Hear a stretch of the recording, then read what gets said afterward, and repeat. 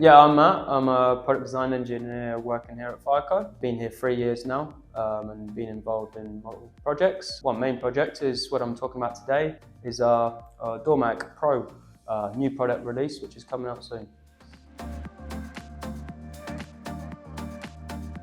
This is DorMag. It's our new magnetic door retaining device, which is installed behind the door, and it is wireless, and it holds open the door and is activated by a radio and released during a fire alarm.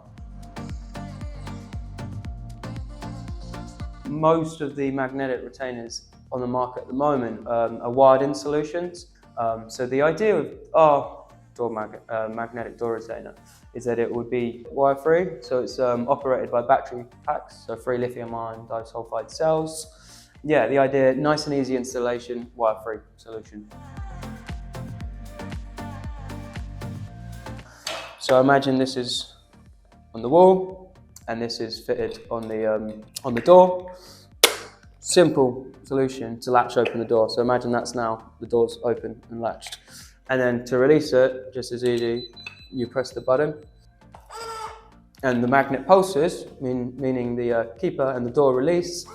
And you'll notice the magnet also retracts backwards. And that's quite a key part of the product. Once the magnet's retracted, you will not be able to latch the keeper onto it. And you might ask, why can't you just have the current switched off to the magnet, if you like, or the magnetism taken away from the magnet?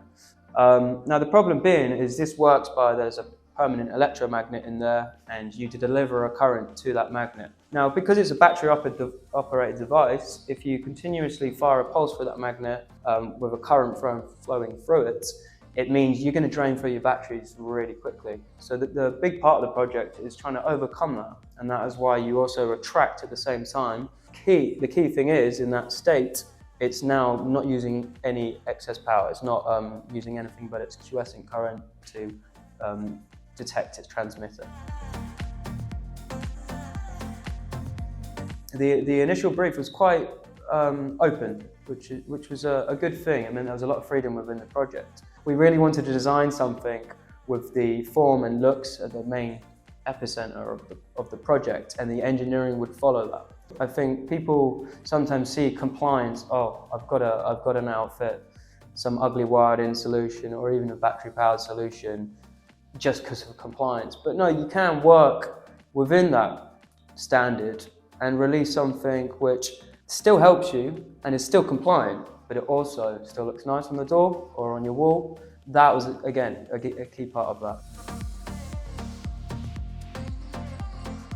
I would say that's the majority of the project is testing, especially in the fire industry. Strict standards, which are important and needed. Extensive testing has gone on for this. A big part of that is one of the standards, EN 1155, which is a British standard for fire safety door retaining products. So an example right here, we test the product on pushing down a magnet, making sure it releases. But also, we also test it on the door. Got to pass 50,000 times for one of our standards. So we make sure we are confident with every part of the build that it can withstand at least that and some. Then we have in-house product testing, fitted it in situ on our doors and our walls.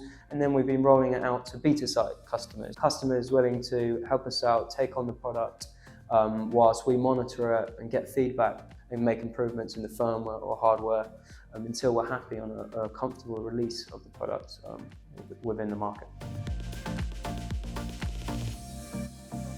Probably the mechanics behind the build. That's part of a big reading of what I studied in back to university days. But yeah, it's that combination of having a permanent electromagnet and some way of retracting that magnet at the same time. So it was looking into that electromechanical process or engineering of that, which really excited me. There was a lot of work went into that to finalise it and get to the point where we've now applied for it to be patent approved.